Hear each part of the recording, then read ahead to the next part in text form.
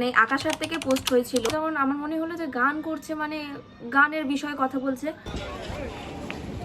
কিসের অডিশন বলে গানের। আমি ওখান থেকে পাগলের মতো ঘরে চলে এসেছি। মানে একটা গানের শো এর নাম সেটা তো আমি জানি না। Good morning guys, good morning. আজকে হচ্ছে খুব স্পেশাল একটা দিন আমার জন্য। আমি এখন একটু আগে ঘুম থেকে উঠলাম, তো আর কিছুক্ষণ পরে আমি বেরোবো। ওখানে একটা 11টার মধ্যে পৌঁছতে হবে। এখন বাজে 11টা বাজতে যায়।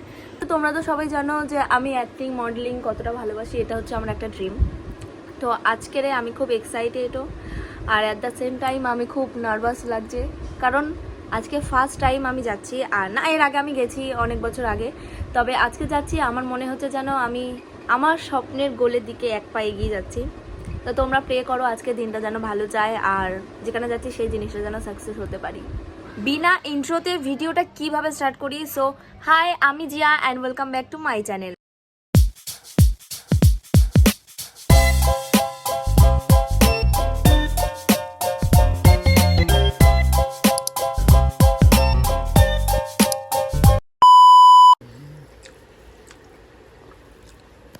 সো এখন আমি রেডি হতে হতে ভিডিও করতে পারিনি, কারণ অনেক দেরি হয়ে গেছে। অলরেডি 11টা 17 বেজে গেছে। তো আমি যাই, রাস্তায় যেতে যেতে তোমাদের সাথে দেখা হচ্ছে। এখন আমরা বেরিয়ে গেছি, আর এখানে শুভ যাচ্ছে আমাকে একটু ছেড়ে দিয়ে আসতে। সোনারপুর অবধি আমাকে ছেড়ে দিয়ে আসবে, তারপর ট্রেন ধরে চলে যাবো।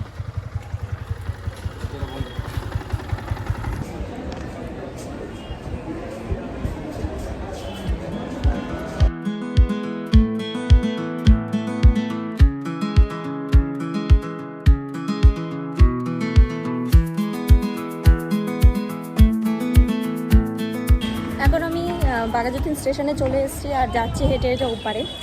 যত যাচ্ছি যত এগোচ্ছি আমার হার্টবিট আরও যেন জোরে জোরে বেড়ে যাচ্ছে। মনে হচ্ছে কি হবে কি হবে, তো দেখা যাক কি হয়।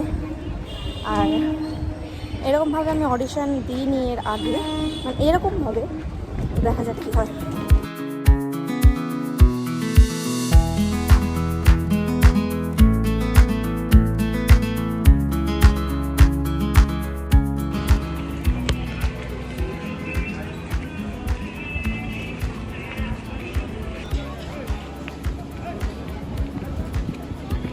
A few moments later.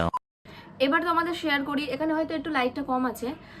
আমি যেই পোস্টারটা দেখে, মানে আকাশের থেকে পোস্ট হয়েছিল ওই পোস্টটা, যেটা দেখে আমি গেছি, ওইটার মধ্যে লেখা ছিল যে সুপারস্টার অডিশন সুপারস্টার। এবারে হচ্ছে ওটা যে একটা গানের, মানে একটা গানের শো এর নাম সেটা তো আমি জানি না। যখন আমি ওখানে পৌঁছাই তখন আমি নামটা লিখে নিয়েছি অলরেডি। না, আমার নাম্বার ছিল 360।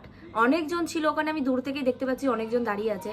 এবার যখন ওখানে পৌঁছেছি, এটা করে দেখি সবাই গান করছে। আমি তখন আমার মনে হলো যে গান করছে, মানে গানের বিষয়ে কথা বলছে। তারপর আমি দুজনকে জিজ্ঞেস করলাম যে এটা কিসের অডিশন বলে গানের। আমি ওখান থেকে পাগলের মতো ঘরে চলে এসেছি। আমি তো চিনি না সেমন একটা, আর মেট্রোপলিসের ওখানে নামার ছিল, আমি শুনতে পাইনি।